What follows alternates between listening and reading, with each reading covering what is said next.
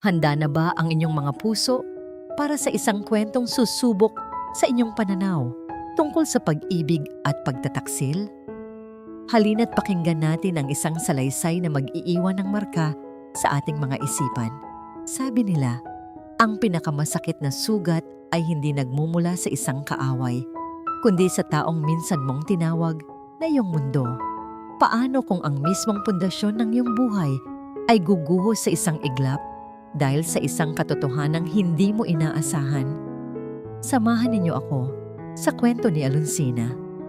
Ang mabangong amoy ng katad mula sa manibela ng kanyang mamahaling sasakyan ang unang bumati kay Alonsina Madrigal.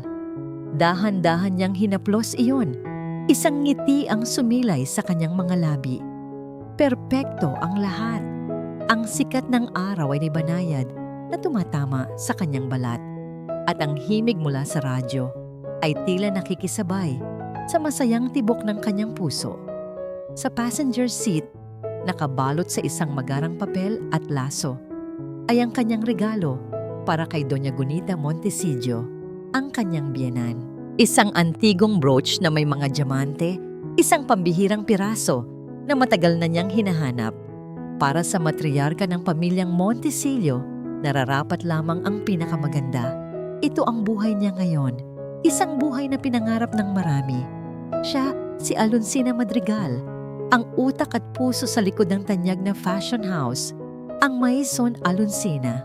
At higit sa lahat, siya ang asawa ni Rabio Montecillo, ang lalaking bumuo ng kanyang mundo. Napangiti siyang muli nang maalala ang asawa. Tiyak na nasa Villa Estrellado na ito, kasama ang ina nito, naghahanda para sa munting salu-salo mamayang gabi. Ngunit gusto niyang sorpresahin ang biyenan, dalhin ang regalo ng mas maaga. Nang tanawin na niya ang matatayog na gate ng Villa Estrellado, ipinilig niya ang sasakyan sa isang gilid ng kalsada na medyo natatakpan ng mga puno ng akasya. Ayaw niyang makagawa ng ingay. Nais niyang makita muna ang magiging reaksyon ng kanyang biyenan mula sa malayo. Dahan-dahan siyang bumaba, bit-bit ang kahon ng regalo. Ang bawat hakbang niya sa makapal na damuhan ay magaan, puno ng pananabik. Mula sa kanyang kinatatayuan, kitang-kita niya ang malawak na hardin ng mansyon kung saan may ilang miyembro ng pamilya na nagkukwentuhan. At doon, sa gitna ng lahat, nakita niya si Ravio, ang kanyang makisig na asawa. Ngunit hindi ito nag-iisa. Sa tabi nito ay si Lihaya Serrano, ang kanyang pinagkakatiwalaang personal assistant, ang itinuring na niyang nakababatang kapatid. May kung anong malamig na bagay ang gumapang sa puso ni Alonsina, ngunit iwinaksin niya iyon. Marahil ay naroon si Lihaya upang tumulong sa paghahanda, gaya ng dati. Ngunit ang kasunod na nakita niya ang nagpatigil sa kanyang paghinga. May kargang sanggol si Ravio, isang napakaliit na sanggol na nakabalot sa puting kumot. At si Lihaya, nakatayo sa tabi niya, ay may ngiting puno ng pagmamay-ari habang inaayos ang kumot ng sanggol. Ang eksena ay parang isang perpektong litrato ng isang masayang pamilya. Isang litratong hindi siya kasama. Naging manhid ang buong katawan ni Alonsina. Ang hangin ay tila naging mabigat at mahirap langhapin. At pagkatapos ay lumapit si Doña Gunita sa kanila. Ang Doña, na laging formal at strikto sa kanya, ay may pinakamatamis na ngiti ngayon sa mga labi. Kinuha nito ang sanggol mula sa mga braso ni Ravio. Dinala ng hangin ang boses ng matanda patungo sa kinaroroonan ni Alonsina. Ang mga salitang yon, malinaw at matalas na tila isang punyal, ang sumaksak ng diretso sa kanyang puso. Halika sa lola, aking pinakamamahal na apo, apo. Ang salitang yon ay umalingaw-ngaw sa kanyang isipan, paulit-ulit. Ang tibok ng kanyang puso ay huminto. At pagkatapos ay dumagundong ng napakalas na parang gustong kumawala sa kanyang dibdib. Ang perpektong litrato sa kanyang harapan ay biglang naging isang bangungot. Si Ravio, ang kanyang asawa, si Lihaya ang kanyang pinagkatiwalaan, at ang sanggol, ang kanilang anak. Hindi niya namalayan ang pagluwag ng pagkakahawak niya sa kahon ng regalo. Dumulas iyon mula sa kanyang nanginginig na mga kamay. Ang tunog ng pagbagsak nito sa lupa, isang mahinang kalabog, ay parang isang malakas na pagsabog sa kanyang pandinig. Wala nang nakapansin sa kanya. Masyado silang abala sa kanilang perpektong mundo. Automatikong napaatras ang kanyang mga paa. Isang hakbang, dalawa. Hanggang sa siya'y tumalikod na. Hindi siya tumakbo. Naglakad lamang siya pabalik sa sasakyan na parang isang kaluluwang nawawala sa sarili. Bawat hakbang ay isang pagtitiis. Bawat paghinga ay puno ng sakit. Nang makapasok siya sa loob ng kotse, isinara niya ang pinto ng walang ingay. Ang mundo sa labas ay tila umikot. Ang mansyon, ang masayang pamilya, ang lahat ay naging isang malabong imahe sa likod ng mga luhang nagsimulang mamuo sa kanyang mga mata.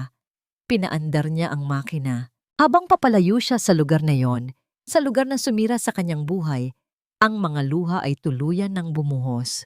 Dumaloy ang mga ito sa kanyang pisngi, mainit at mapait. Ang dating perpektong mundo ni Alonsina Madrigal ay nabasag na. At sa gitna ng mga piraso nito, isang tanong lamang ang paulit-ulit na sumisigaw sa kanyang isipan. Isang tanong na walang sagot. Bakit? Ang penthouse na minsan ay naging simbolo ng kanilang tagumpay at pagmamahalan ay isa na ngayong malamig at malawak na kulungan. Sinalubong si Alonsina ng nakakabinging katahimikan. Ang bawat mamahaling gamit, bawat obra maestra sa dingding ay tila mga aninong nanunuya sa kanyang kabiguan. Hindi niya binuksan ang mga ilaw. Hinayaan niyang lamunin ng dilim ang paligid, katulad ng dilim na unti-unting lumalamon sa kanyang puso. Umupo siya sa isang silya sa sala, sa tapat ng isang malaking larawan nila ni Ravio, na kuha noong kanilang kasal. Nakangiti sila roon. Mga matang nangungusap ng mga pangakong ngayon ay abo na. Gaano karami sa mga ngiting iyon ang totoo? Gaano katagal na siyang niloloko? Ang mga luha ay natuyo na sa kanyang mga pisngi. Ang natira ay isang manhid na pakiramdam, isang bigat sa dibdib na halos hindi niya makayanan.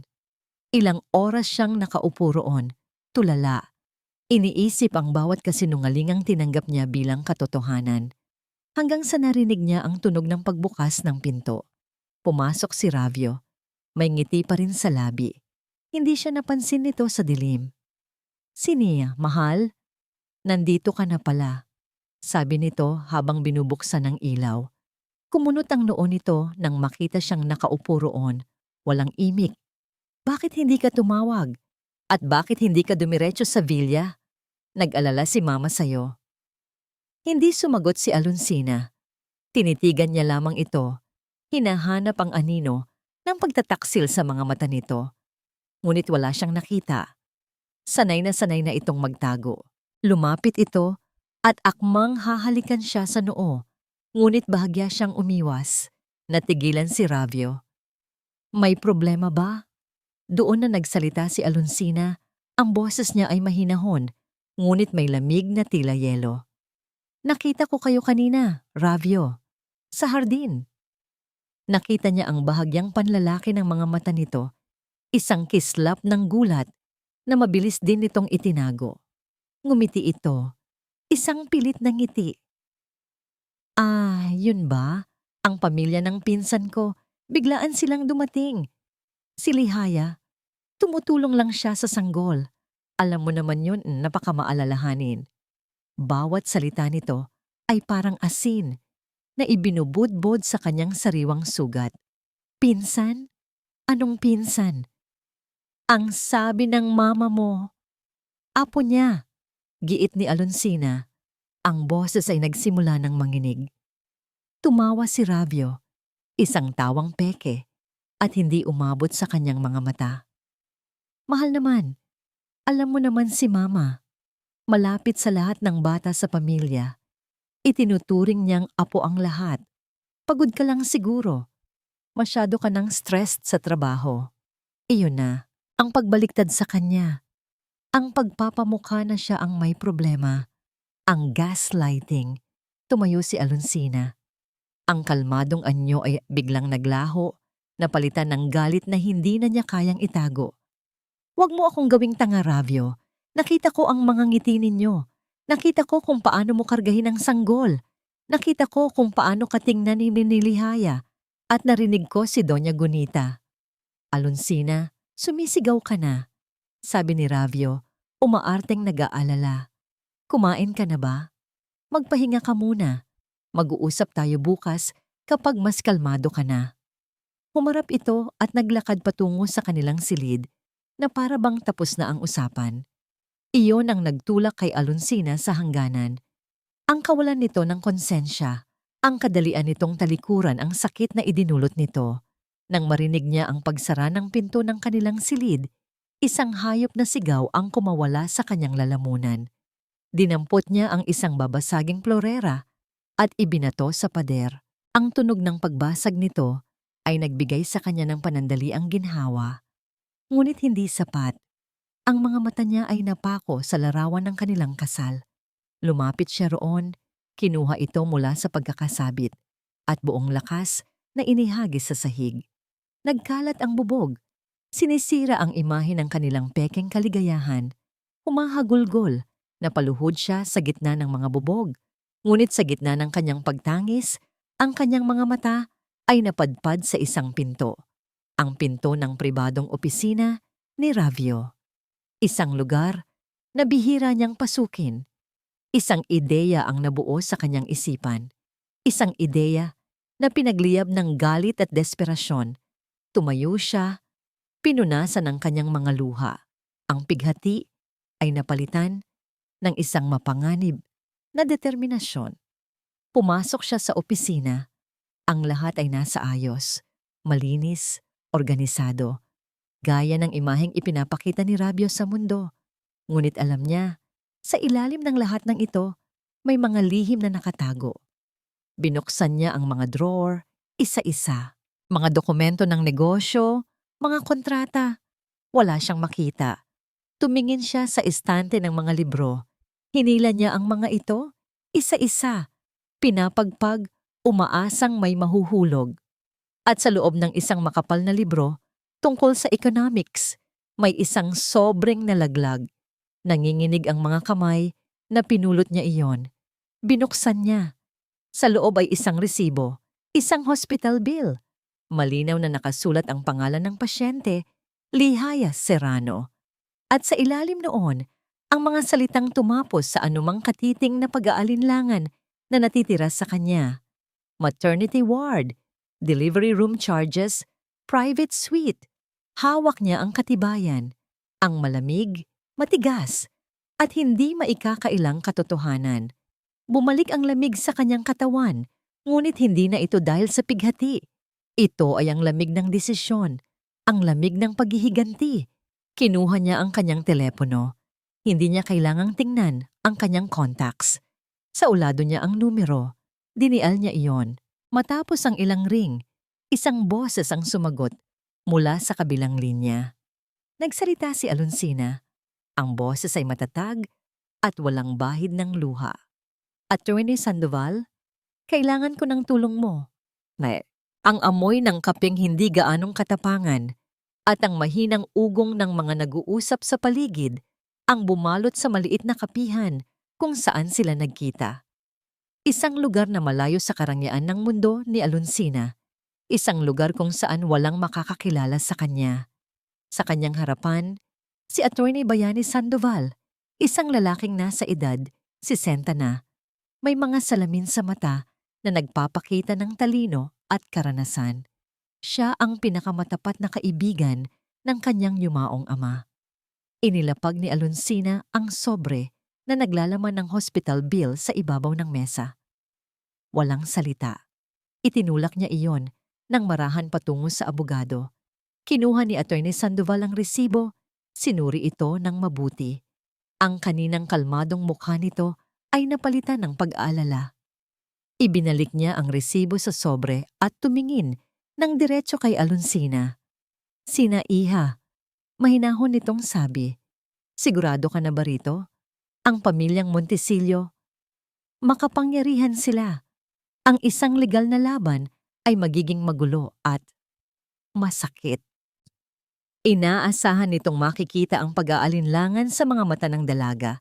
Ngunit ang nakita niya ay isang matigas na pader. "Hindi ako nandito para makipag-areglo, Tito Bayani," sagot ni Alonsina. Ang boses ay matatag, walang bahid ng panginginig. "Nandito ako para lumaban. Kinuha nila ang lahat sa akin. Hindi ko hahayaang pati ang dangal ko ay makuha nila." Tumango si Attorney Sandoval, nakikita ang determinasyon na minana ni Alonsina mula sa kanyang ama. Kung gayon, kailangan nating maging matalino. Hindi natin sila maaaring basta-basta sugurin. Ang unang hakbang ay protektahan ka. Inilatag ng abogado ang kanilang paunang plano. Kailangan nilang kumilos ng mabilis at tahimik. Ang unang-una sa listahan, ang pag-freeze sa lahat ng kanilang joint assets. Isang hakbang upang mapigilan si Ravio na makakuha pa ng mas maraming pera mula sa kanilang pinagsamahan. Kasabay nito, kukuha sila ng isang forensic accountant upang busisiin ang mga libro ng Maison Alonsina at ng Montisillo Holdings. "May kutob akong hindi lang ito simpleng pambababae, Tito," sabi ni Alonsina. "May higit pa rito." "Iyon din ang hinala ko," pagsang-ayon ng abogado. "Ngunit ang pinakamahirap na parte, Iha, ay ang sayo. Kailangan mong bumalik doon. Kailangan mong umarte na parang walang nangyari. Huwag mo silang bibigyan ng dahilan para paghinalaan na may ginagawa kang hakbang. Kaya mo ba iyon?" Tumango si Alonsina. Kahit na ang ideya ng pagharap muli kina Ravio at Lihaya ay parang lason sa kanyang sistema. "Gagawin ko ang lahat ng kailangan." Kinabukasan, sa pagpasok pa lang niya sa naglalakihang salaming pinto ng Maison Alonsina, naramdaman na niya ang mga mapanuring tingin, ngunit isinuot na niya ang kanyang maskara, ang maskara ng isang reyna sa kanyang kaharian. Ang kanyang mga hakbang ay tiyak, ang kanyang mukha ay walang emosyon. Sinalubong siya ni Lihaya sa lobby, may ngiti sa mga labi na hindi umabot sa mga mata. Isang ngiting puno ng pekeng pag-aalala. "Ma'am Sina, okay ka lang ba?" tanong nito. Ang boses ay malambing na parang seda. "Hindi ka namin nakita sa birthday ni Doña Gunita. Nag-alala kami sa'yo. You look pale." Tinitigan siya ni Alonsina. Bawat himaymay ng kanyang katawan ay gustong sumigaw. Gustong sampalin ang mapagkunwaring mukha sa harap niya. Ngunit naalala niya ang bilin ni Attorney Sandoval. "I'm fine, Lihaya," sagot niya, malamig at formal. "Medyo masama lang ang pakiramdam ko kahapon. Make sure na handa na ang lahat para sa meeting mamayang 10:00. Tumalikod siya at naglakad patungo sa kanyang opisina. Hindi na hinintay ang sagot nito. Ramdam niya ang mga mata ni Lihaya na nakatitig sa kanyang likuran. Marahil ay nagtataka sa kanyang biglang pagbabago. Pagpasok niya sa kanyang pribadong design studio, doon lamang siya nakahinga ng maluwag. Ito ang kanyang santuwaryo. Ang amoy ng mga tela, ang mga sketch sa pader, ang mga mannequin na nakabihis ng kanyang mga likha. Ito ang kanyang tunay na mundo. Lumapit siya sa isang mannequin na may suot na hindi pa tapos na gown para sa paparating na fashion show. Hinaplos niya ang mamahaling tela. Ito ang kanyang buhay, ang kanyang talento, ang kanyang pinaghirapan. Itinayo niya ang imperyong ito mula sa wala. Gamit lamang ang kanyang mga pangarap at ang kanyang mga kamay. At hindi niya hahayaang wasakin ng mga taong pinagkatiwalaan niya ang lahat ng ito. Tumingin siya sa kanyang refleksyon sa salamin. Ang babaeng nakatingin pabalik ay hindi na ang babaeng umiiyak sa kotse kahapon. Ang mga mata nito ay may apoy. Hindi nila ito makukuha sa akin. Ang tahimik niyang panunumpa sa sarili. Hindi ito. Gabi na nang makawi siya sa penthouse. Si Ravio ay wala pa.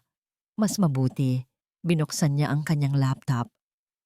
Habang naghihintay na mag-boot ito, Ang bigat ng buong araw ay tila bumagsak sa kanyang mga balikat.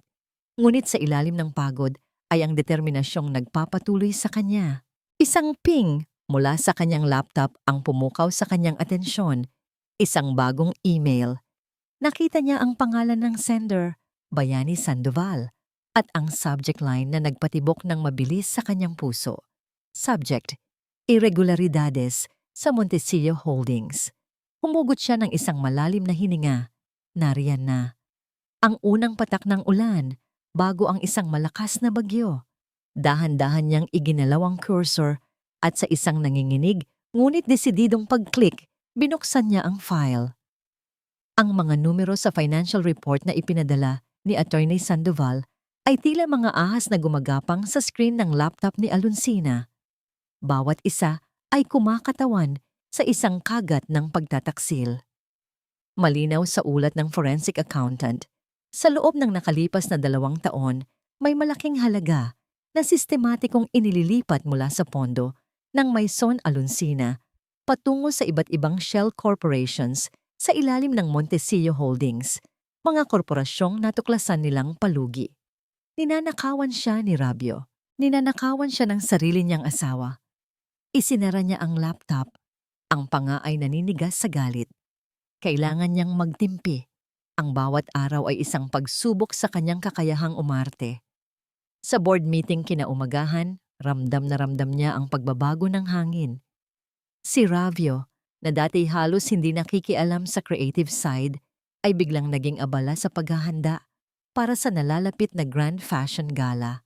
Sa tingin ko, kailangan ni Sina ng tulong para mabawasan ang kanyang stress. Sabi ni Ravio sa harap ng board. Ang boses ay puno ng pekeng pagmamalasakit. I propose na si Lihaya ang mamahala sa logistics at production para sa gala, para makapag-focus si Sina sa pinakamahalaga, ang koleksyon. Tumahimik ang lahat. Tumingin sila kay Alonsina, naghihintay ng kanyang reaksyon. Alam niya ang laro. Unti-unti, inaalis sa kanya ang kontrol. Gusto nilang palabasin na hindi na niya kaya. Ngumiti si Alonsina, isang malamig at perpektong nangiti. That's a wonderful idea, darling. Sagot niya. Tinitingnan si Ravio. I trust Lihaya's capabilities. It would be a great help. Nakita niya ang panandaliang pagtataka sa mga mata ni Ravio at Lihaya. Hindi nila inaasahan na ganoon kadali siyang papayag. Ngunit wala silang alam sa tunay niyang plano. Kailangan niya silang maging kampante. Kailangan niya silang maniwala na nananalo na sila. Mas naging hayagan ang dalawa pagkatapos noon. Madalas silang magkasama, nagbubulungan sa mga sulok ng opisina. At si Doña Gunita, ang kanyang biyanan, ay mas lalo pang nagpahirap sa kanyang sitwasyon. Inimbitahan siya nitong mananghalian sa isang mamahaling restaurant. Silang dalawa lang. Sa gitna ng pagkain, habang pinupunasan ng Donya ang kanyang bibig gamit ang isang linen napkin, nagsalita ito. Alonsina, alam mo, sa isang pamilya, lalo na sa isang pamilyang tulad natin, ang pinakamahalaga ay ang pangalan, ang reputasyon. Simula nito, may mga bagay na kailangan nating tanggapin para mapanatili ang kapayapaan. Ang mga lalaki, may mga kahinaan sila. Ngunit ang isang matalinong asawa ay marunong magbulag-bulagan paminsan-minsan para sa ikabubuti ng lahat. Halos mabitawan ni Alonsina ang kanyang kubyertos. Pinapayuhan siya nitong tanggapin ang pagtataksil ng anak nito para sa pangalan, para sa pamilya. Hindi ko po yata kayo maintindihan, Doña Gunita. Sagot niya, pinapanatili ang respeto sa kanyang tono. Ngumiti lang ang matanda. I'm sure you do, Iha. You're a smart woman. Gabi na yon sa kanilang penthouse, habang nag-aayos siya ng kanyang mga gamit, nilapitan siya ng kanilang kasambahay na si Himaya, o Maya, kung tawagin man niya. Si Maya ay matagal nang naninilbihan sa kanyang pamilya bago pa siya ikasal. Ma'am Sina, bulong nito halatang nag-aalala. Kanina po, narinig ko si Ma'am Lihaya sa telepono. May kausap po siya. Binanggit niya ang tungkol sa isang malaking investment at final transfer. Napahinto si Alonsina. Sino ang kausap niya? Hindi ko po narinig, ma'am. Pero parang hindi po si Seguravio ang kausap niya. Iba po ang tono ng pananalita niya. Kinabahan si Alonsina. Tama ang kutob niya. May iba pang nangyayari. Upang mapanatili ang kanyang pagkukunwari, sinadya niyang magpakita ng kahinaan kay Ravio. Isang gabi, umarte siyang lasing at umiiyak. Hindi ko na kaya, Ravio. Ang bigat-bigat. Hagulgol niya, isinubsob ang mukha sa dibdib nito. Parang nawawala na ako sa sarili ko. Ang fashion show, parang hindi ko na kayang tapusin. Niyakap siya ni Ravio, ngunit ramdam niya ang kasiyahan sa mga haplos nito. Ang tagumpay. Shh, it's okay. Mahal, I'm here. Kami na ni Lihaya ang bahala. Magpahinga ka lang. Sa likod ng kanyang mga peking luha, isang plano ang nabubuo sa isipan ni Alonsina. Naniwala si Ravio. Naniwala itong tuluyan na siyang bumagsak. Ilang araw ang lumipas, isang gabi habang nag-iisa siya sa opisina, tumunog ang kanyang cellphone. Isang email mula sa pribadong investigador na kinuha ni Attorney Sandoval. Isa lang itong attachment. Walang subject, walang mensahe. Binuksan niya ito. Isa itong litrato. Isang malinaw na litrato na kuha mula sa malayo. Nakatayo si Lihaya sa labas ng isang bangko sa Zurich, Switzerland. At sa tabi niya, may kausap siyang isang lalaki, isang Europeyong lalaki na nasa mid-40s, nakasuot ng mamahaling Amerikana. At ang lalaking iyon, tiyak na tiyak siya, ay hindi si Ravio. Ang litrato sa kanyang screen ay parang isang susi na nagbukas ng isang pinto patungo sa isang mas madilim at mas komplikadong silid. Hindi lang ito tungkol sa pagnanakaw. Hindi lang ito tungkol sa pambababae. Mayroon pang isang laro na nilalaro. At sa larong ito, pareho silang piyesa ni Ravio. Agad niyang tinawagan si Attorney Sandoval. Tito, kailangan nating malaman kung sino ang lalaking kasama ni Lihaya sa Zurich. At kailangan kong malaman ang lahat tungkol sa pamilya niya, sa nakaraan niya, bawat detalye. Ang paghihintay sa resulta ng investigasyon ay ang pinakamahabang mga araw sa buhay ni Alonsina. Patuloy siya sa kanyang pagkukunwari. Pinapanood ang sayaw ng mga ahas sa kanyang paligid habang itinatago ang sarili niyang kamandag. Isang linggo ang lumipas, isang makapal na folder, ang personal, na inihatid ni Attorney Sandoval sa kanyang lihim na apartment, isang lugar na inupahan niya para sa kanilang mga pagkikita. Basahin mo itong mabuti, Sina, sabi ng abogado. Ang mukha ay seryoso. Ang nalaman namin, mas malalim pa sa inaakala natin. Nang mag-isa na lamang siya, binuksan ni Alonsina ang folder.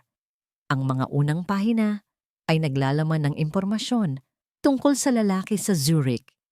Isa itong international banker, kilala sa paghawak ng mga pribadong account. Ngunit ang mga sumunod na pahina ang nagpatigil sa kanyang paghinga. Ito ay ang kwento ng pamilya Serrano. Si Lihaya Serrano ay hindi nagmula sa wala. Ang kanyang ama, si G. Andres Serrano, ay dating isang promising na designer din. Kasabayan ng ama ni Alonsina, ang yumaong si G. Elias Madrigal. Magkaribal sila sa industriya. Ngunit ayon sa mga lumang artikulo ng balita, nasangkot ang kumpanya ni G. Serrano sa isang iskandalo, paggamit ng substandard na materyales at hindi pagbabayad sa mga manggagawa. Ang iskandalong yon ang nagpabagsak sa kanyang negosyo at nagwasak sa pangalan ng kanilang pamilya. Di nagtagal, namatay ito dahil sa atake sa puso, dala ang kahihiyan. At ang kumpanyang umangat pagkatapos ng pagbagsak ng mga Serrano, ang Madrigal Creations na kalaunan ay naging Maison Alonsina. Napahawak si Alonsina sa kanyang bibig. Naalala niya ang kwento. Bata pa siya noon, ngunit naaalala niya ang mga bulungan tungkol sa kaawa-awang si Serrano. Ngunit wala siyang kinalaman doon. Ang kanyang ama ay nagtagumpay dahil sa kanyang talento at sipag. Ngunit para kay Lihaya, ibang-iba ang kwento. Sa paningin niya, inagaw ng mga madrigal ang lahat sa kanila. Ang galit at inggit ay itinanim sa kanyang puso mula pagkabata. Biglang nagkaroon ng saysay ang lahat. Ang paglapit niya kay Alonsina, ang pagkuha niya ng tiwala nito, ang pagiging perpektong katulong, at pagkatapos, ang pag-akit kay Ravio. Si Ravio ay hindi ang premyo, si Ravio ang kasangkapan. Isang mahina, sakim, at madaling manipulahin na kasangkapan para makuha ang tunay niyang pakay. Ang wasakin, hindi lang si Alonsina, kundi ang buong legacy ng mga madrigal. Ang perang ninanakaw ni Ravio mula sa kumpanya, iyon ang perang dahan-dahang inililipat ni Lihaya sa kanyang sariling mga account sa ibang bansa, gamit ang banker sa Zurich. Plinano niyang kapag nakuha na niya ang lahat, iiwan niya si Ravio na walang-wala, na siyang sasaluhin ang lahat ng legal na problema. Napasandal si Alonsina sa kanyang upuan. Ang isip ay gulong-gulo. Hindi niya alam kung ano ang dapat maramdaman. Galit, oo. Ngunit meron ding kakaibang awa. Isang buhay na ginugol sa pagpaplano ng paghihiganti. Ngunit ang awa ay mabilis na naglaho, napalitan ng isang malamig at matalas na realisasyon. Ang laro ay nagbago. Hindi na ito simpleng pagbawi sa kung ano ang sa kanya. Ito ay naging isang laban ng talino at diskarte. Dati, ang plano niya ay ibagsak si Ravio. Ngayon, kailangan niyang ibagsak ang dalawa, gamit ang kanilang sariling mga kasinungalingan laban sa isa't isa. Naalala niya ang mga araw na itinuring niyang kapatid, si Lihaya. Ibinahagi niya rito ang kanyang mga pangarap, ang kanyang mga takot. Pinagkatiwalaan niya ito. Ang sakit ng katotohanan iyon ay mas malalim pa kaysa sa sakit ng pagtataksil ni Ravio. Kinuha niya ang kanyang telepono. Hindi si Attorney Sandoval ang tinawagan niya ngayon, kundi isang numero na ibinigay sa kanya ng abogado para sa espesyal na sitwasyon, isang ethical hacker. Nang may sumagot sa kabilang linya, simple lang ang sinabi ni Alonsina.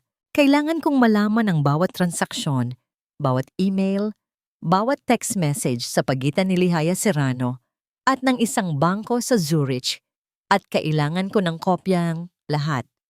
Pagkatapos ng tawag, binuksan niya muli ang kanyang laptop. Sa isang secure na file na ibinigay ng investigador, nakita niya ang isang diagram, isang komplikadong web ng mga transaksyon sa pananalapi na nag-uugnay kay Lihaya sa iba't ibang offshore accounts. Ito ang mapa ng kanyang pagtataksil. Tinitigan niya ito. Ang kanyang mga mata ay nanlilisik sa dilim. Isang mapait na ngiti ang gumuhit sa kanyang mga labi. Akala mo matalino ka, Lihaya? Akala mo hawak mo ang lahat ng baraha? Bulong niya sa katahimikan ng silid. Tingnan natin. Ang paghihiganti pala ay isang sining. Nangangailangan ito ng pasensya, ng tamang tiyempo, at ng perpektong pagkukunwari.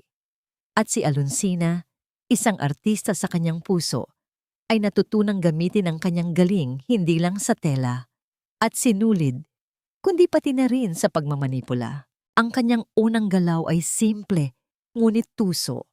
Isang gabi, habang sabay silang naghahapunan ni Ravio sa kanilang tahimik na penthouse, sinimulan niya ang pagtatanim. May nabasa akong kwento kanina, sabi niya sa isang kaswal na tono habang hinihiwa ang kanyang pagkain. Tungkol sa isang negosyante, masyado siyang nagtiwala sa kanyang business partner. Ipinagkatiwala niya ang lahat. Pero sa huli, ang partner pala niya ay may sariling mga plano. Lihim na inililipat ang pondo sa ibang account. Kawawa yung negosyante. Huli na nang malaman niya. Tumingin siya kay Ravio na bahagyang natigilan sa pagkain. Nakakatakot. 'Di ba? Kahit ang taong akala mo ay pinakakampante mo, pwede ka palang traidorin. Hindi sumagot si Ravio, ngunit nakita ni Alonsina ang pagbabago sa mga mata nito. Isang kislap ng pag-aalala, isang anino ng pagdududa. Ang buto ng lason ay naitanim na. Ilang araw ang lumipas at nagsimula nang tumubo ang lason. Papunta si Alonsina sa opisina ni Ravio para ihatid ang ilang dokumento nang marinig niya ang mga boses mula sa loob. Bahagyang nakaawang ang pinto. Ano ang ibig mong sabihin na delayed ang transfer? Boses iyon ni Ravio, puno ng pagkabahala. Lihaya, malaking pera yon. Saan napunta ang pera? Ravio, kumalma ka nga. Sagot ni Lihaya. Ang boses ay pilit na pinapakalma. International transaction yan. Normal ang delays. Nasa proseso na. Huwag kang paranoid. Ako ang bahala dito, okay? Paranoid? Lihaya, kinakabahan ako. Hindi na narinig ni Alonsina ang kasunod. Dahan-dahan siyang umatras. Isang munting nangiti ng tagumpay ang sumilay sa kanyang mga labi. Nag-aaway na sila. Ang alyansa na binuo sa kasinungalingan ay nagsisimula ng magkalamat. Ngunit sa gitna ng lahat ng ito, may isang lugar kung saan nagiging totoo, si Alonsina. Isang maliit na warehouse sa isang lumang distrito ng Maynila na inupahan niya gamit ang ibang pangalan. Ito ang kanyang lihim na paggawang. Sa loob, malayo sa karangyaan ng Maison Alonsina, dito niya ibinubuhos ang kanyang tunay na damdamin. Dito niya binubuo ang kanyang huling koleksyon. Isang koleksyon na hindi para sa mga Montesillo, kundi para sa kanyang sarili. Ang bawat tahi, bawat hiwa ng tela, ay isang hakbang palayo sa sakit at isang hakbang palapit sa kalayaan. Tinawag niya ang koleksyong ito na Kalayaan. Isang gabi, habang abala siya sa pagdraping ng isang komplikadong disenyo, pumasok si Maya. Dala ang isang basket ng pagkain. Ito ang tanging taong pinagkatiwalaan niya sa kanyang lihim. Ma'am Sina, hating gabi na po. Mahinang sabi ni Maya. Kailangan niyo na pong magpahinga. Ngumiti si Alonsina, isang tunay at pagod ng ngiti. Malapit na, Maya. Malapit ko nang matapos. Inilapag ni Maya ang pagkain sa mesa. Tinitigan nito ang mga damit na nakahanay sa mga manikin, mga disenyo na mas matapang, mas makahulugan kaysa sa anumang nagawa ni Alonsina noon. Ang gaganda po, bulong nito. Ito po kayo, ma'am. Ang tunay na kayo. Tumango si Alonsina. Dama ang bigat ng katotohanan sa sinabi ng matanda. Bago ang araw ng Grand Fashion Gala, dinalaw siya ni Attorney Sandoval sa kanyang lihim na paggawaan. Manghang-mangha ito sa kanyang mga likha. Ngunit higit pa roon, sa lakas na nakikita nito sa dalaga. Handa na ang lahat, Sina. Sabi nito, iniabot ang isang folder ng mga huling dokumento. Ang mga awtoridad ay nakaantabay na. Ang mga ebidensyang nakuha ng hacker mula sa Swiss Bank ay solid. Isang senyas mo lang sa gabing iyon at kikilos na kami. Tumingin si Alonsina sa pinakapaborito niyang likha, isang puting gown na simple ngunit eleganteng-elegante, sumisimbolo sa isang bagong simula. Salamat po sa lahat, Tito. Sa opisina kinabukasan, naramdaman ni Alonsina ang tumitinding tensyon sa pagitan ni Ravio at Lihaya. Nag-iiwasan sila ng tingin. Si Ravio ay palaging iritable. Laging nakatingin sa kanyang telepono. Pinagmamasdan sila ni Alonsina mula sa kanyang opisina. Nakita niya kung paano pa ilalim na sinusulyapan ni Ravio si Lihaya kapag abala ito sa pagtawag. Nakita niya ang pagkunot ng noo nito, ang pagkuyom ng mga kamao. Ang lason ay kumalat na sa buong sistema niya. Ang lalaking minsang naging kampante sa kanyang pagtataksil ay ngayon ay kinakain na ng sarili niyang pagdududa. Ang hindi alam ni Alonsina. Sa mismong sandaling iyon, habang si Lihaya ay abala sa pakikipag-usap sa mga event organizer, si Ravio, sa ilalim ng paghahari ng selos at hinala, ay gumawa ng isang desperadong hakbang. Sa isang website na matagal na niyang alam, bumili ito ng isang tracking software. At sa isang pagkakataong naiwan ni Lihaya ang telepono nito sa mesa, sa loob lamang ng 30 segundo, na-install na niya ito. 2 araw na lang bago ang Grand Fashion Gala.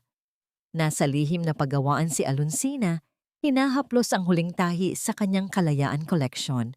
Sa kabila ng panganib at sakit, mayroon siyang kakaibang kapayapaan na nararamdaman. Ang paghihiganti ay nasa abot kamay na. Ang ebidensya ay kumpleto. Ang bitag ay nakalatag. Pakiramdam niya, sa wakas, kontrolado na niya ang sitwasyon. Ngunit ang tadhana ay may sariling paraan ng paglalaro. Biglang tumunog ang kanyang telepono. Isang hindi rehistradong numero. Nag-atubili siyang sagutin, ngunit may nag-udyok sa kanya. Hello? Is this Mrs. Alonsina Montecillo? Tanong ng isang formal na boses sa kabilang linya. This is Attorney Romero, the Corporate Secretary of Montecillo Holdings. I am calling to inform you that an emergency board meeting has been called by the chairman, Mr. Rabio Montecillo. Your presence is required in 1 hour. Isang malamig na kaba ang gumapang sa puso ni Alonsina. Emergency meeting? Bakit? Anong nangyari? Anong agenda ng meeting? Tanong niya. Pilit pinapakalma ang sarili. I'm sorry, ma'am. It's confidential. We will see you at the main conference room. At ibinaba na nito ang telepono. Mabilis siyang nag-ayos at nagtungo sa gusali ng Montecillo Holdings. Sa bawat palapag na inaakyat ng elevator, bumibigat ang kanyang dibdib. May mali. Ramdam niya. Pagpasok niya sa conference room, naroon na ang lahat. Ang mga miyembro ng board, karamihan ay mga loyalista ng mga Montecillo. Si Doña Gunita, nakaupo sa tabi ng kanyang anak, ang mukha ay parang isang rey ng bakal. At sa gitna, sa pinakaulo ng mesa, nakaupo si Ravio. Ang kanyang mukha ay seryoso. Ngunit sa likod ng seryosong maskara, nakita ni Alonsina ang isang kislap ng tagumpay. Salamat sa pagdating, Alonsina. Simula ni Ravio, ang boses ay malamig at walang emosyon. I called this emergency meeting to address a very sensitive matter. The well-being of our company's chief creative officer and my wife. Napatingin ang lahat kay Alonsina. It has come to my attention, patuloy ni Ravio, that Alonsina has been under immense emotional and psychological distress lately. Her behavior has been erratic. She has been neglecting her duties. At bilang chairman, responsibilidad kong protektahan ang kumpanya.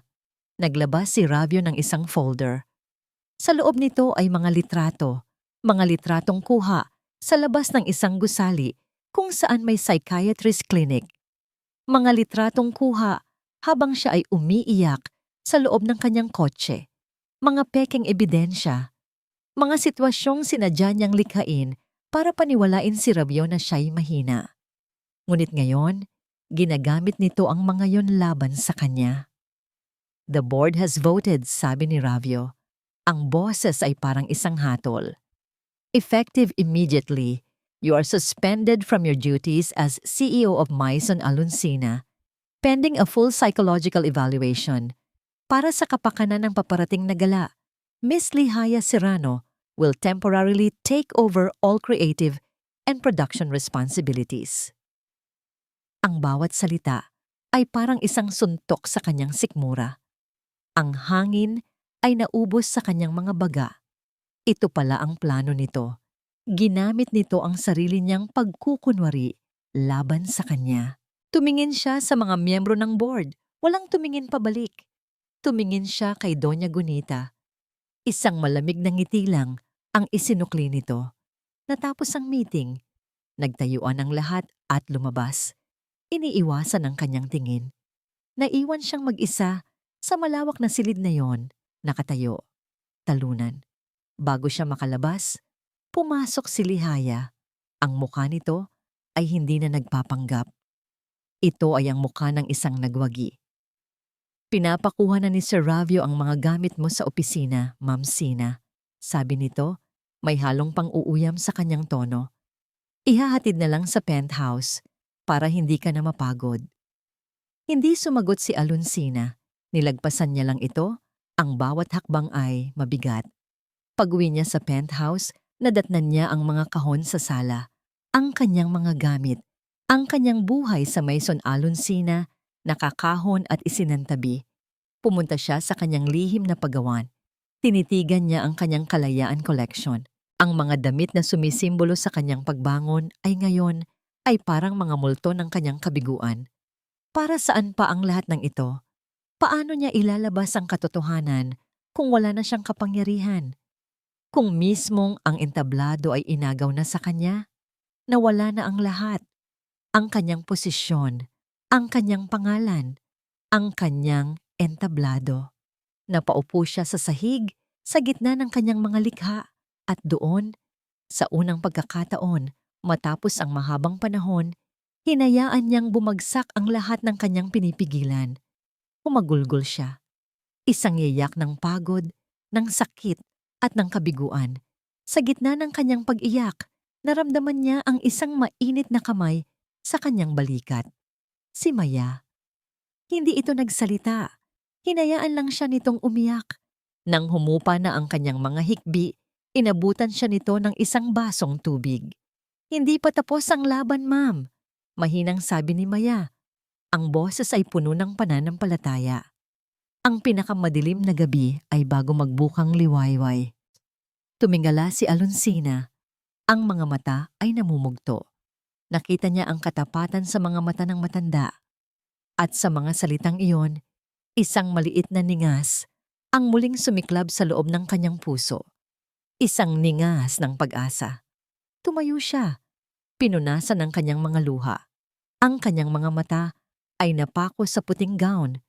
Ang huling piraso ng kanyang koleksyon. Lumapit siya rito at hinaplos ang tela. Tama si Maya. Hindi pa tapos. Marahil inagaw nila ang kanyang entablado, ngunit hindi nila makukuha ang kanyang talento at lalong hindi nila makukuha ang katotohanan. Tama ka, Maya. Sabi niya. Ang boses ay nanginginig ngunit may bagong determinasyon. Oras na para sa huling akto. Ang backstage ng Grand Fashion Gala ay isang organisadong kaguluhan. Ang amoy ng hairspray ay humahalo sa amoy ng pawis at mamahaling pabango. Ang mga modelo ay nagmamadali. Ang mga staff ay sumisigaw ng mga direksyon. At sa gitna ng lahat, si Lihaya Serrano ay naghahari-harian, nagbibigay ng mga utos na may kasamang pagmamataas. Ngunit sa likod ng mga kurtina, sa mga pasilyong hindi gaanong naiilawan, isa pang operasyon ang nagaganap. Isang tahimik na balet ng katapatan.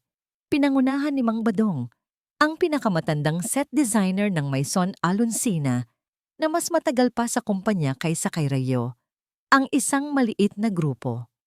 Kasama niya si Elena, ang head seamstress na nakasama ni Alonsina mula pa noong una. Ang kanilang mga galaw ay mabilis at tiyak. Habang ang lahat ay abala sa mga modelo, dahan-dahan nilang ipinalit ang mga rack ng damit. Ang koleksyon na inaprubahan ni Lihaya, mga disenyong ligtas, komersyal at walang kaluluwa, ay itinulak nila patungo sa isang madilim na sulok. Ang ipinalit nila ay ang mga rack na naglalaman ng tunay na sining, ang Kalayaan Collection. Walang nakapansin. Sa kaguluhan, ang kanilang tahimik na pagtataksil sa bagong pamunuan ay naging perpektong krimen. Habang nangyayari ito, si Alonsina ay nasa isang maliit at halos nakalimutang dressing room sa dulo ng pasilyo, malayo sa ingay. Nakaupo siya sa harap ng isang salamin, ngunit hindi ang kanyang refleksyon ang tinitingnan niya, kundi ang babaeng nasa likod nito. Isang babaeng pagod, sugatan, ngunit buo. Hindi siya nakasuot ng gown o anumang kumikinang na damit. Ang suot niya ay isang simpleng itim na bestida, elegante sa kanyang kapayakan. Ang kanyang buhok ay nakapusod ng maayos. Ang kanyang makeup ay minimal. Hindi siya ang bituin ni ngayong gabi. Siya ang direktor, ang tagapaghiganti. May kakaibang kapayapaan sa kanyang mga kilos. Ang kanyang mga kamay ay hindi nanginginig habang naglalagay siya ng pulang kolorete sa labi. Ang kanyang paghinga ay malalim at kalmado. Ang babaeng humagulgol sa sahig ng kanyang paggawaan ay wala na. Ang natira ay ang bakal na determinasyon. Sa isang maliit na monitor, sa sulok ng silid, pinapanood niya ang live feed mula sa lobby. Doon, sa harap ng mga kumukutitap na ilaw ng kamera, ay sina Ravio at Lilihaya. Nagpapa-interview. "This collection marks a new era for my son Aluncina," sabi ni Lihaya. Ang ngiti ay matamis na parang lason. A fresh, more modern vision while still honoring the legacy. Ang legacy na gusto mong sirain, isip ni Aluncina. "My wife Aluncina has done so much for this brand." Dagdag ni Ravio, umaarteng isang mapagmahal na asawa. "But it's time for her to rest. The future of the brand is in very capable hands." Napangisi si Aluncina, ang kanilang kayabangan, ang magiging sarili nilang bitag. Tumingin siya sa kanyang relo. Oras na. Binuksan niya ang kanyang laptop. Nag-type siya ng isang maikling, naka-encrypt na email. Ang tatanggap, si Attorney Bayani Sandoval. Ang mensahe, ang huling habi. Ito ang kanilang hudyat. Sunod, nagpadala siya ng isang anonymous na text message sa ilang piling miyembro ng media, mga kilalang investigative journalist. Ang mensahe, ang totoong palabas ay wala sa runway. Panooring mabuti ang screen pagkatapos ng huling paglakad. Isinara niya ang laptop. Tapos na. Ang lahat ng piraso ay nasa kani-kanilang lugar na. Ngayon, ang kailangan na lang niyang gawin ay maghintay. Ilang minuto ang lumipas. Ang ingay sa labas ay nagsimula. Nang humina. Ang mga tao ay nagsisimula nang umupo sa kanilang mga pwesto. Biglang nag-vibrate ang kanyang telepono. Isang mensahe mula kay Attorney Sandoval. "Nasa pwesto na kami." Huminga ng malalim si Aluncina. Ito na yon. Mula sa siwang ng pinto, sumilip siya sa labas. Nakita niya ang pagdidilim ng mga ilaw sa buong bulwagan. Ang bulungan ng mga tao ay napalitan ng pananabik. Isang spotlight ang tumutok sa entablado. Ang boses ng MC ay umalingaw-ngaw sa buong lugar. "Ladies and gentlemen, welcome to the Grand Fashion Gala. Tonight, we present to you the future of my son Aluncina." Ang kanyang mga mata ay lumibot sa audience hanggang sa natagpuan niya ang hinahanap. Sa front row, sa pinakamagandang pwesto, nakaupo sina Ravio at Lihaya. Magkahawak ang kanilang mga kamay. Nakangiti sila sa isa't isa, isang nangiting puno ng tagumpay at pagmamay-ari. Para sa kanila, ito na ang gabi ng kanilang koronasyon. Hindi nila alam, ito pala ang gabi ng kanilang pagbagsak. Nagsimula ang musika, isang malakas at makabagbag damdaming himig na pumuno sa buong bulwagan. Lumabas ang unang modelo sa runway. Sa front row, bahagyang kumunot ang noo ni Lihaya. Hindi iyon ang musikang pinili niya. At ang damit, ang suot ng modelo ay isang disenyong matapang at puno ng emosyon. Isang itim na bestida na may mga detalyeng tila mga pilat na hinabi sa ginto. Hindi ito ang ligtas at komersyal na disenyong inaprubahan niya. Ito ay purong sining. Ito ay purong Aluncina. Sunod-sunod na lumabas ang mga modelo. Bawat isa ay suot ang isang piraso mula sa Kalayaan Collection. Ang mga manunood na inaasahan ng isang simpleng palabas ay natulala. Ang bawat disenyo ay isang kwento. Isang kwento ng pagkasira, paglaban at pag-asa. Ang bulungan ng paghanga ay nagsimulang kumalat sa buong silid. Si Ravio, sa tabi ni Lihaya, ay naguguluhan. Anong nangyayari? Hindi ito ang koleksyon. Bulong niya. Ang pagkairita ay halata sa kanyang boses. Hindi ko alam. Sagot ni Lihaya. Ang mukha ay namumutla. May nagpalit. May nagtraidor sa atin. Habang ang palabas ay nagpapatuloy, ang paghanga ng mga manonood ay naging papuri. Ang mga kritiko sa fashion ay abala sa pagkuha ng mga tala. Ang kanilang mga muka ay puno ng pagkamangha. Ito ang pinakamagandang koleksyon na inilalabas ng Maison Aluncina sa loob ng maraming taon. At pagkatapos, ang huling paglakad, ang finale. Lumabas ang isang modelo na suot ang pinakapang-akit sa lahat, ang puting gown. Simple ngunit napakaganda. Sumisimbolo sa kapayapaan at isang bagong simula. Sa paglakad niya sa runway, ang buong bulwagan ay tumahimik, nabighani sa kanyang kariktan. Nang marating ng modelo ang dulo ng runway, huminto ang musika. Ang mga ilaw ay dumilim, maliban sa isang spotlight na nanatili sa kanya. At mula sa kadiliman sa likod ng entablado, isang anino ang lumitaw. Naglakad si Alonsina, isang malakas na bulungan ang pumuno sa silid. Ang mga kamera ay nagsimulang mag-flash. Nakatayo siya sa gitna ng entablado, suot ang kanyang simpleng itim na bestida, kalmado sa gitna ng bagyo. Tumingin siya nang diretso sa kinauupuan ni Rabio at Lihaya. Ang kanilang mga muka ay pinaghalong gulat, galit at takot. Inaasahan ng lahat na magsasalita siya, magbibigay ng isang madamdaming pahayag. Ngunit nanatili siyang tahimik. Itinaas niya lang ang kanyang kamay, isang senyas. At ang malaking screen sa likod niya, na kanina'y nagpapakita lang ng logo ng Maison Alonsina, ay biglang umitim. At pagkatapos, mga salita at numero ang lumitaw. Mga bank statement, mga kopya ng mga email, ang diagram ng mga offshore accounts sa ilalim ng pangalan ni Lihaya Serrano, ang mga recording ng pag-uusap nila ni Ravio tungkol sa paglilipat ng pera. Sunod-sunod, walang tigil. Ang bulungan sa silid ay napalitan ng mga sigaw ng pagkabigla. Ang mga cellphone ay itinaas, nagre-record ng bawat ebidensyang ipinapakita. Ang katotohanan, sa lahat ng kadungisan nito, ay isinasampal sa mukha ng lahat. Ang screen ay nagpakita ng isang huling larawan. Ang larawan ni Lihaya kasama ang Swiss banker at sa tabi nito ang hospital bill ng kanyang panganganak na binayaran gamit ang pera ng kumpanya. Sa front row, hindi na makagalaw sina Ravio at Lihaya, tila sila mga estatwang nagyelo sa kanilang mga upuan. Ang kulay ay nawala sa kanilang mga mukha. Nahuli na sila. At sa kasagsagan ng kaguluhan, ang mga pinto sa likod ng bulwagan ay bumukas. Pumasok ang mga unipormadong pulis, kasama ang mga ahente mula sa Bureau of Internal Revenue. Tahimik silang naglakad sa pasilyo.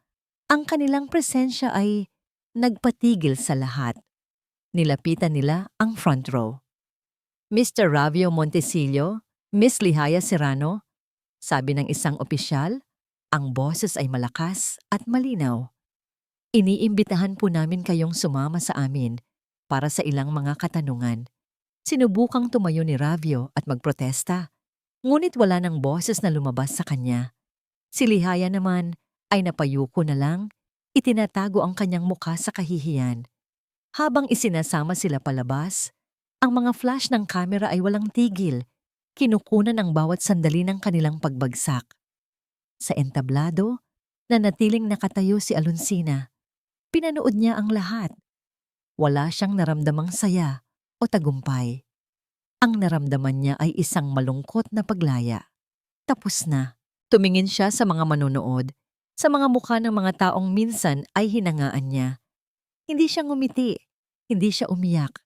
Dahan-dahan, yumuko siya. Isang huling pagpupugay, isang paalam sa buhay na kanyang iiwanan. At habang ang kaguluhan ay patuloy sa kanyang paligid, ang mga sigawan, ang mga tanong ng media, ang pag-iyak ni Doña Gunita, tahimik siyang tumalikod. Naglakad siya papalayo sa spotlight patungo sa kadiliman ng backstage. Binuksan niya ang isang pinto sa gilid, isang fire exit. Ang malamig na hangin ng gabi ang sumalubong sa kanya. Isinara niya ang pinto sa likuran, kasabay ng pagsasara niya ng pinto sa kanyang nakaraan. Hindi na siya lumingon pa. Ilang taon ang lumipas. Ang matinis na tunog ng isang maliit na kampana ang gumising kay Alonsina mula sa kanyang pagmumuni-muni. Isang customer ang pumasok sa kanyang munting tindahan. Ngumiti siya. Isang ngangiting totoo at magaan. Isang ngangiting matagal na wala sa kanya. Bonjour, madam. Bati niya. Nasa Paris siya. Sa isang tahimik na kalye na may mga batong cobblestone, malayo sa ingay at gulo ng kanyang dating buhay, nakatayo ang kanyang maliit na paraiso. Isang butik na pinangalanan niyang Sinagdiwa. Hindi ito kasing laki o kasing gara ng Maison Alonsina. Simple lang ang interior, puno ng mga halaman at mga antigong kasangkapan. Ang mga damit na nakasabit sa mga rack ay hindi libo-libo ang presyo, ngunit bawat isa ay gawa sa puso. Dito, hindi siya si Alonsina Madrigal, ang reyna ng fashion. Hindi rin siya si Alonsina Montesillo, ang asawang pinagtaksilan. Dito, siya lang si Sina, ang may-ari ng tindahan na may angking galing sa paglikha ng magagandang damit. Tinulungan niya ang kanyang customer na pumili ng isang bestida. Habang sinusukat ito ng babae, napatingin si Sina sa labas ng bintana. Ang mga taong naglalakad, ang mga dahon na nalalaglag mula sa mga puno. May kapayapaan sa ordinaryong tanawin na ito.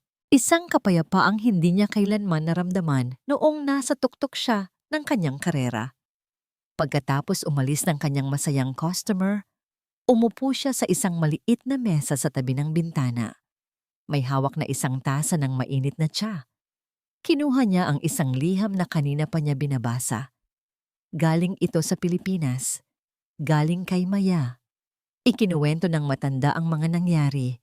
Si Ravio at Lihaya ay parehong nahatulan ng mahabang pagkabilanggo para sa fraud at tax evasion. Ang pamilyang Montesillo ay nawalan ng yaman at reputasyon. Ang Maison Alonsina, matapos ang iskandalo, ay tuluyang ibinenta sa isang malaking foreign corporation. Ang pangalan ay nanatili, ngunit ang kaluluwa nito ay matagal nang nawala. Wala siyang naramdamang galit o saya habang binabasa ang mga iyon. Tanging isang tahimik na pagtanggap. Iyon ay isang kabanata ng kanyang buhay na matagal na niyang isinara. Sa dulo ng liham, isinulat ni Maya, "Sana Ma'am Sina, kung nasaan ka man ngayon ay masaya ka na." Ang kaligayahan ay hindi pala laging nasa karangyaan. Minsan, nasa katahimikan. Itinupin niya ang sulat at inilagay sa isang maliit na kahon kung saan niya itinatago ang mga alaala mula sa kanyang nakaraan. Tama si Maya. Natagpuan niya ang kaligayahan hindi sa paghihiganti, kundi sa pagpapalaya. Pagpapalaya sa galit, sa sakit, at sa kung sino siya dati. Ang tunog ng kampana ay muling tumunog. Isang batang babae ang pumasok kasama ang kanyang ina. Namangha ang bata sa isang simpleng puting bestida na nakadisplay sa mannequin. "Maman, c'est si Jolie," bulong ng bata. Lumapit si Sina sa kanila. "Ginawa ko yan," sabi niya sa wikang Pranses. "Simple lang, pero gawa sa pagmamahal." "Sino po ang designer?" tanong ng ina habang hinahaplos ang malambot na tela. "May pangalan ba ang brand?" Ngumiti si Sina, isang ngangiting abot hanggang sa kanyang mga mata.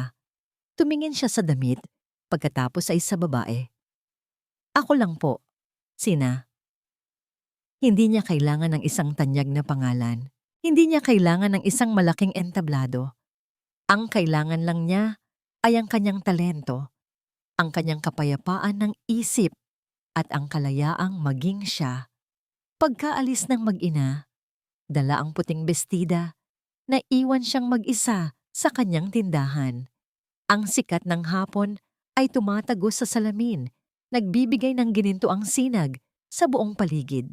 Kumuha siya ng isang paper napkin mula sa dispenser sa kanyang mesa at isang lapis mula sa kanyang bulsa. At doon, sa gitna ng katahimikan ng kanyang munting mundo, nagsimula siyang gumuhit. Isang bagong disenyo, isang bagong ideya, isang bagong simula. Walang bigat, walang pait. Tanging ang dalisay na saya ng paglikha.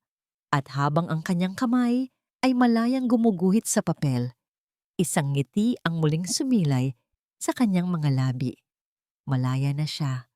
At dito nagtatapos ang kwento ni Alonsina. Isang kwentong nagpapatunay na ang tunay na tagumpay ay hindi nasusukat sa yaman o katanyagan, kundi sa kakayahang muling bumangon at hanapin ang sarili sa gitna ng pagkasawi.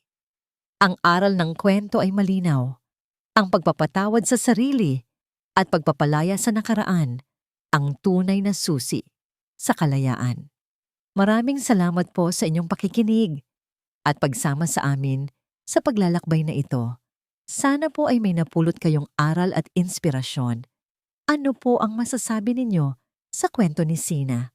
At anong uri ng mga kwento pa ang gusto ninyong marinig mula sa aming channel? I-comment lamang po sa ibaba. Ang inyong mga saloobin ay mahalaga sa amin. Hindi dito nagtatapos ang ating paglalakbay.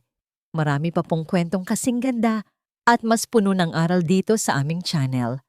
Kung nagustuhan nyo ang kwentong ito, i-like, i-share sa pamilya at mga kaibigan, at mag-subscribe na rin para lagi kayong updated sa mga susunod pa naming kwento. I-click nyo ang notification bell para kayo ang unang makarinig kapag may bago kaming upload. Pagpalain po kayo ng Panginoon, kayo at ang inyong buong pamilya. Hanggang sa muli.